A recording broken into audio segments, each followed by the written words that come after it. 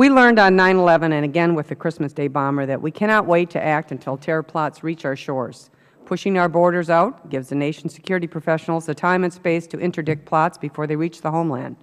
For more than 10 years, the Department of Homeland Security, and in particular its operational components, have done just that. Today we have several programs in place to stop suspected terrorists, foreign fighters, and others with significant derogatory information provided by the intelligence community from ever coming to America. No system is perfect, of course, but the earlier the travel and visa process we can begin to conduct security checks, have a CBP officer examine and pre-clear an individual, or do a security advisory opinion to make sure we are examining visas appropriately, the safer the homeland will be. The vetting these programs do has created an outer ring of border security, which has become even more important due to the significant and growing threat that fighters from the Islamic State of Iraq and Syria, ISIS, pose to our nation. These fighters could be just one flight away, bringing with them the skills, training, ideology, and commitment to killing Americans that they learned overseas. And that's why it's so important that the DHS officers and attaches abroad conduct security operations.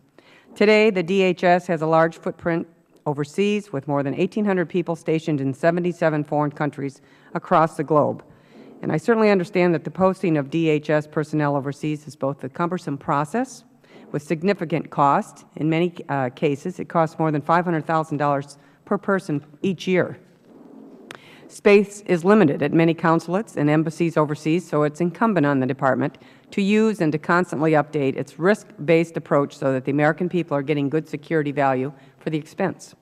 Threats that originate overseas have evolved over time, and our security posture should evolve with it.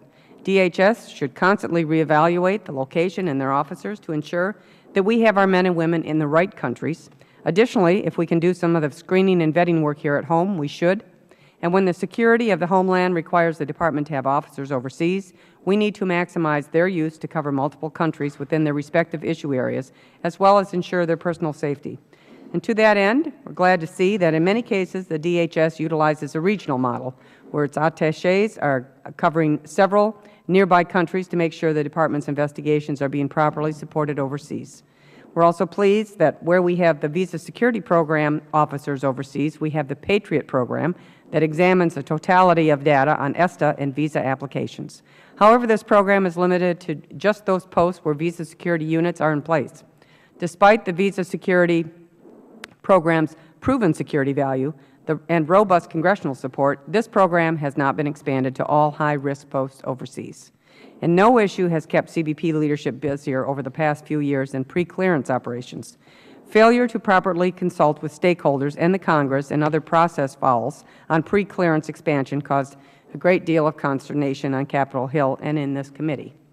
I hope that the Department has looked at some of the early missteps and will keep Congress fully abreast of future plans, especially in light of the recent announcement of the intention to expand pre-clearance to 10 additional locations. We certainly want to be clear that we support pre-clearance where it makes sense. Pre-clearance has been used as a security screening and trade facilitation tool since the early 50s, and since 9/11, the security value of these operations has only been heightened. However, as was made clear by legislation the House passed last year, we cannot repeat the mistakes of the Abu Dhabi Agreement. Expansion of pre-clearance has to be done in such a way that supports both our security and facilitation objectives and does not disadvantage our domestic airlines at the same time. The full committee plans on taking up pre-clearance legislation once again later this month, actually, and I certainly look forward to its quick passage by both the House and the Senate. Defeating terrorists' ability to move internationally has long been a focus area for this subcommittee. We have and will continue to be champions for pushing the border out because our national security demands it. So we will be looking forward to hearing from Mr. Wagner on CBP's plans to expand pre-clearance operations overseas.